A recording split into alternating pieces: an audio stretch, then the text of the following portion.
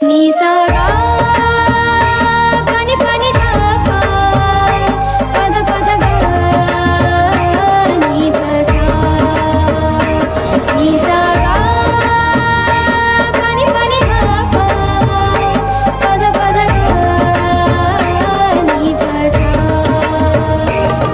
ही गाथा अस्तित्वाची शौर्याची पराक्रमाची ही गाथा अस्तित्वाची शौर्याची पराक्रमाची या मातीमधल्या कणाकणातील मौल्यवान रत्नांची या मातीमधल्या कणाकणातील मौल्यवान रत्नांची कर्तृत्व इथे गगनाला भिडे परिमोल जाणून घेऊ व्यक्तिविशेष। नमस्कार विद्यार्थी मित्रांनो, रेडिओ MPSC गुरुमध्ये मी RJ प्रिया तुम्हा सगळ्यांचं मनापासून स्वागत करते। विद्यार्थी मित्रांनो, व्यक्तिविशेष सत्र म्हटलं की एखाद्या व्यक्तीची विशेष माहिती आपण जाणून घेत असतो। मग यामध्ये साहित्य, कला, क्रीडा, विज्ञान, तंत्रज्ञान या सगळ्याच क्षेत्रात ज्या व्यक्तींनी स्वतःचं नाव सुवर्ण अक्षरांनी कोरलेलं आहे अशा व्यक्तींविषयी आपण जाणून घेत असतो। असाच एक तुम्हा आम्हा सगळ्या भारतीयांचा आवडता खेळ म्हणजे क्रिकेट। क्रिकेटमधले सगळेच खेळाडू आपल्याला विशेष आवडतात। तुमच्या आमच्यापैकी असा एकही जण नाही की जो भारत क्रिकेट खेळत असताना भारताची मॅच बघत नाही। मग मित्रांनो, आज आपण या क्रिकेट टीममधलाच तुम्हा आम्हा सर्वांचा लाडका आणि आवडता खेळाडू, अगदी सिक्सर मारायचे म्हटले की आपण आशेने त्या खेळाडूकडे बघत असायचो की याचा सिक्सर आणि चौकार आपल्याला कधी बघायला मिळेल। असा खेळाडू म्हणजेच वीरेंद्र सेहवाग। वीरेंद्र सेहवाग हा भारतीय क्रिकेट खेळाडू आहे। प्रत्येकजण प्रेमाने त्याला वीरू म्हणतो, तसे त्याला नवाबगडचे नवाब आणि Zen master of modern cricket म्हणून देखील ओळखला जातो। तो केवळ आक्रमक उजव्या हाताचा सलामवीर नाही, तर गरज पडल्यास उजवा हात ऑफस्पिन गोलंदाजी सुद्धा तो करू शकतो। 1999 मध्ये त्यांनी भारतासाठी पहिला एकदिवसीय सामना खेळला होता आणि 2001 मध्ये पहिला कसोटी सामना खेळला। एप्रिल 2009 मध्ये Sehwag Wisden leading cricketer of the year या पदवीने त्याचा सन्मान करण्यात आला आणि ही पदवी मिळवणारा तो एकमेव भारतीय ठरला होता। विद्यार्थी मित्रांनो, आज आहे 20 ऑक्टोबर। 20 ऑक्टोबर हा आपल्या लाडक्या वीरूचा जन्मदिवस, म्हणूनच आपण त्याच्याविषयीची ही माहिती आजच्या सत्रात जाणून घेणार आहोत। मला असं वाटतं की सेहवागने केलेले रेकॉर्ड्स हे माझ्यापेक्षा तुम्हाला जास्त ठाऊक असतील, पण तरीसुद्धा सेहवाग कसा होता, त्याचं बालपण काय होतं याविषयी थोडक्यात जाणून घेऊया। त्याने केलेल्या रेकॉर्डविषयी सुद्धा मी तुम्हाला माहिती सांगणार आहे आजच्या व्यक्तिविशेष या सत्रात। वीरेंद्र सेहवाग याचा जन्म 20 ऑक्टोबर 1978 रोजी हरियाणामधील समृद्ध आणि एकत्रित कुटुंबात झाला होता। त्याच्या वडिलांचा धान्याचा व्यवसाय होता आणि आई गृहिणी होती। त्याला 2 मोठ्या बहिणी आणि एक धाकटा भाऊ होता आणि तो तिसरा मुलगा होता। लहानपणापासूनच खेळामध्ये रस असल्यामुळे त्याने जास्त अभ्यास केला नव्हता। त्याचं प्रारंभिक शिक्षण अरोरा विद्या स्कूल दिल्ली आणि जामिया मिलिया इस्लामिया कॉलेज नवी दिल्ली येथून झाले। वर्ष 2004 मध्ये त्याने आरती अहलावतशी लग्न केलं। त्यांना आर्यवीर आणि वेदांत असे 2 मुले आहेत। मित्रांनो, खरं तर आपल्या या सेहवागला शाकाहारी जेवण फार आवडतं आणि म्हणूनच त्याने दिल्लीत एक रेस्टॉरंट सुद्धा उघडलं आहे। मग या वीरेंद्र सेहवागचं क्रिकेटबद्दलचं प्रेम आणि तो कसा क्रिकेट खेळत होता, त्याचं करिअर क्रिकेटमध्ये कसं झालं ते जाणून घेऊया। वीरेंद्र सेहवाग हा भारताचा असा फलंदाज आहे की जगातील प्रत्येक गोलंदाजाला भीती वाटते। इम्रान खानच्या रिचर्ड हेडली आणि बॉब विलिस यांच्या हृदयात भीती निर्माण करणारे व्हिव्हियन रिचर्ड्स यांचा विश्वास आहे। दक्षिण आफ्रिकेविरुद्ध अलीकडेच युसुफ पठाणने एक वादळपूर्ण खेळल्यानंतर पत्रकारांना सांगितलं होतं की वीरेंद्र सेहवागच्या निर्भय शैलीने त्याला असं खेळण्याची प्रेरणा दिली। सेहवाग भारतीय संघ एक द्रुत सुरुवात देत असे आणि सुरुवातीपासूनच गोलंदाजांवर वर्चस्व गाजवत असे। सेहवागच्या फॉर्ममध्ये असल्यास कोणताही हल्ला नष्ट करण्याची क्षमता सेहवागच्या बॅटमध्ये होती। जोपर्यंत सेहवाग क्रीजवर राहील तोपर्यंत क्रीजवर त्याच्या उपस्थितीची भीती विरोधकांच्या कपाळावर स्पष्टपणे दिसून येत असे। नवाबगडचा नवाब, मुलतानचा सुलतान आणि Zen master of modern cricket अशा अनेक टोपण नावांनी ओळखल्या जाणाऱ्या वीरेंद्र सेहवागने 1999 मध्ये पाकिस्तान विरुद्ध पहिला आंतरराष्ट्रीय सामना खेळला होता। या सामन्यात सेहवागने 1 धाव घेतली आणि दिली। गोलंदाजी दरम्यान 3 षटकात 35 धावा, त्यानंतर दीर्घकाळ सेहवागचा संघात समावेश झाला नाही। डिसेंबर 2000मध्ये सेहवागला पुन्हा झिम्बाब्वे विरुद्धच्या घरच्या मालिकेत संघात स्थान देण्यात आलं. ऑगस्ट 2001मध्ये श्रीलंका आणि न्यूझीलंड विरुद्धच्या तिरंगी मालिकेत सेहवागने डाव उघडताना कारकिर्दीतलं पहिलं अर्धशतक ठोकलं.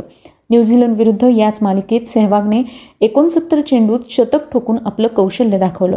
कसोटी क्रिकेटमधील तिहेरी शतक झळकावणाऱ्या सेहवागने आत्तापर्यंत 228 एकदिवसीय सामन्यांमध्ये 13 शतके आणि 36 अर्धशतकांच्या मदतीने 7380 धावा केल्या आहेत. त्यांची एकदिवसीय फलंदाजीची सरासरी 34.65 आहे. एकदिवसीय सामन्यात त्याच्या सर्वाधिक धावा 219 आहेत. विशेष म्हणजे सेहवागची आक्रमक खेळण्याची शैली वन डे क्रिकेटला अनुकूल आहे, पण कसोटी सामन्यांमध्ये तो अधिक यशस्वी झाला, ज्यामध्ये त्याने 72 कसोटी सामन्यांमध्ये 52.50च्या सरासरीने 6248 धावा केल्या, ज्यामध्ये 17 शतके आणि 19 अर्धशतकांचा समावेश होता. सेहवाग म्हणजेच वीरू कसोटी सामन्यातून पूर्णपणे बाहेर आला होता. या सामन्यात त्याने डावानंतर डाव खेळत धावांचा विक्रम मोडला. 2001 साली त्याने दक्षिण आफ्रिकेविरुद्ध पहिला कसोटी सामना खेळला आणि 105 धावा केल्या. 2002 साली इंग्लंड आणि झिम्बाब्वे विरुद्ध घरची मालिका खेळली आणि दुसऱ्या कसोटी सामन्यात शतक ठोकले. 2003मध्ये वेस्ट इंडिज विरुद्धची पहिली मुख्य मालिका खेळली. त्यामध्ये त्याने 146 धावा केल्या आणि शतक ठोकले, ज्यासाठी त्याला सर्वोच्च गुण मिळवण्याचे शीर्षक मिळाले. यासह त्याने 2003मध्ये मोहाली येथे न्यूझीलंड विरुद्ध 130 धावा केल्या. 2003च्या सुरुवातीला मुलतान येथे पाकिस्तान विरुद्ध 309 धावा पटकावून त्याने मागील सर्व विक्रम मोडले.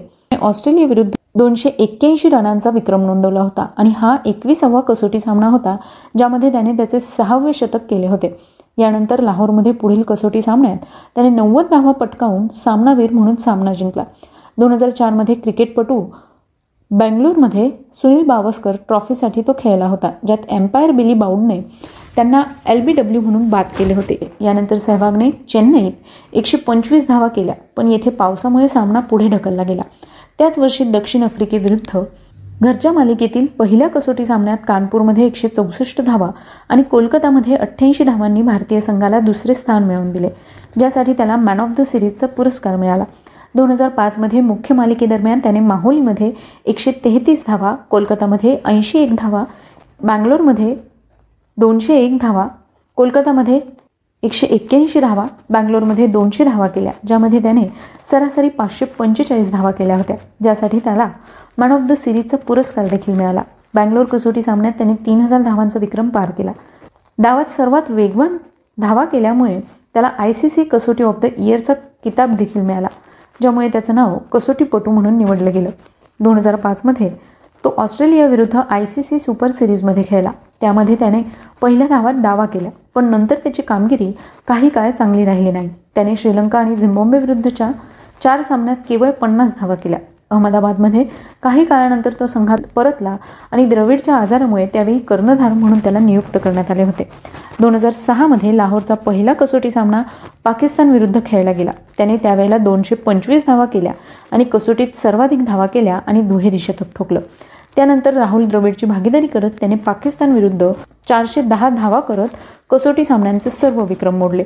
2006मध्ये वेस्ट इंडिजमधील दुसऱ्या कसोटी सामन्याच्या पहिल्या फेरीत तो अनेक वेळा सामन्यात फारच कमी धावांवर बाद झाला, पण नंतर त्याने 190च्या सामन्यात शतक झळकावून सामनावीर ठरला. वेस्ट इंडिज दौऱ्यावर पहिल्यांदाच गोलंदाजीसाठी प्रयत्न करण्यात आले. जेव्हा हरभजन सिंग हजर नव्हते तेव्हा पण गोलंदाजीसाठी तो हजर होता. 2007मध्ये चांगला खेळ न केल्यामुळे त्याला काही काळ खेळांपासून दूर ठेवण्यात आले होते. त्यानंतर त्याने कठोर परिश्रम घेऊन 2008मध्ये पुनरागमन केलं आणि दक्षिण आफ्रिकेविरुद्ध चांगला सामना खेळला. चिदंबरम स्टेडियमवर झालेल्या पहिल्या कसोटी सामन्यात त्याने 319 धावा केल्या. त्या कसोटी सामन्यात 200 आणि 8 चेंडूत 300 धावा पटकावून वेगवान तिहेरी शतकी खेळीचा इतिहास रचला.